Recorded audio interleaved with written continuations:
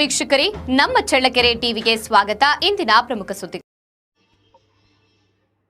ಕರ್ನಾಟಕ ರಾಜ್ಯ ಪ್ರಾಥಮಿಕ ಶಾಲಾ ಶಿಕ್ಷಕರ ಸಂಘದ ಚಳ್ಳಕೆರೆ ಶಾಖೆಗೆ 2026-31ನೇ ಸಾಲಿನ ನೂತನ ಪದಾಧಿಕಾರಿಗಳನ್ನು ಅವಿರೋಧವಾಗಿ ಆಯ್ಕೆ ಮಾಡಲಾಗಿದೆ. ಅಧ್ಯಕ್ಷರಾಗಿ ಚಾರುಮತಿ ಬಿ, ಪ್ರಧಾನ ಕಾರ್ಯದರ್ಶಿಯಾಗಿ ತಿಪ್ಪೇಸ್ವಾಮಿ, ಕಾರ್ಯದರ್ಶಿಯಾಗಿ ನಾಗರಾಜ್ ಎಸ್, ಉಪಾಧ್ಯಕ್ಷರಾಗಿ ಭಾಗ್ಯಮ್ಮ ಹಾಗೂ ಮಂಜುನಾಥ್ ಕೆ, ಸಂಘಟನಾ ಕಾರ್ಯದರ್ಶಿಯಾಗಿ ಶ್ರೀಹರ್ಷ ಎಸ್ ಮತ್ತು ಪುಷ್ಪಲತಾ ಸಹ ಕಾರ್ಯದರ್ಶಿಯಾಗಿ ಯೋಗೇಶ್ವರಿ ಹಾಗೂ ಈಶ್ವರಪ್ಪ ಆಯ್ಕೆಯಾಗಿದ್ದಾರೆ. ಇನ್ನು ಹಲವಾರು ನಿರ್ದೇಶಕರಾಗಿ ಆಯ್ಕೆಯಾಗಿದ್ದಾರೆ.